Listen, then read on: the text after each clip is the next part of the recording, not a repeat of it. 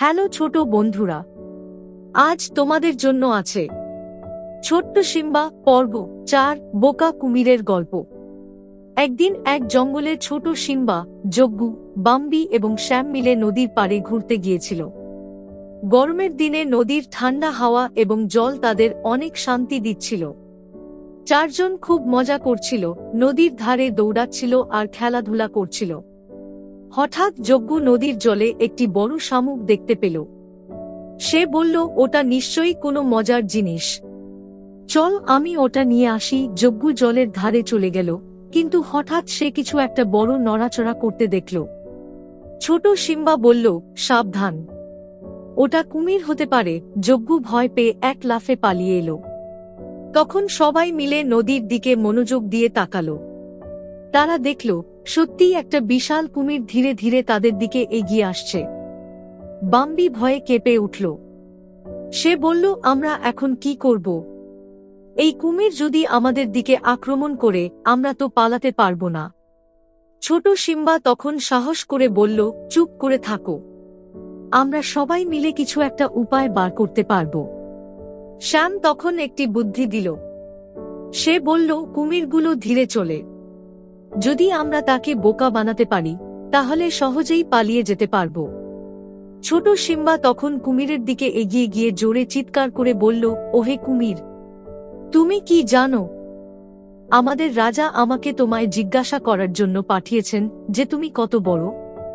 কুমিরটি একটু অবাক হয়ে গেল। সে ভাবল, ছোট সিম্বাকে যদি আমি খেয়ে ফেলি তাহলে আমার একদিন খাওয়া লাগবে না। কিন্তু আগে এদের কথাগুলো শুনি। কুমিরটি তার বিশাল মুখ খুলে বলল, আমি খুব বড়, আমার মতো বড় কুমির আর নেই। তখন জগ্গু মজা করে বলল, তুমি বড় এটা ঠিক, কিন্তু কত বড় আমাদের দেখিয়ে দাও।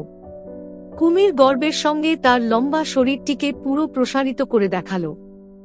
সে নদীর ধারে শরীর টেনে এনে নিজের দৈর্ঘ্য দেখাতে ব্যস্ত হয়ে পড়ল। এই সুযোগে জগ্গু বলল, আমি এই ডাল দিয়ে মাপব কুমির এই ডালের থাকে লম্বা কিনা।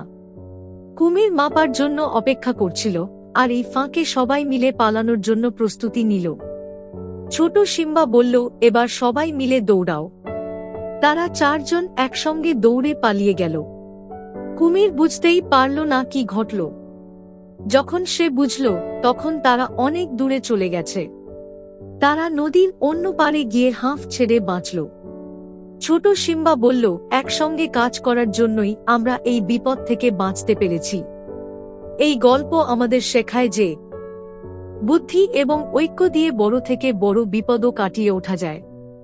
চ্যানেলটি অবশ্যই সাবস্ক্রাইব করুন, কারণ আর কিছু দিনের মধ্যে আসতে চলেছে মাছ, শামুক আর মাছরাঙার গল্প।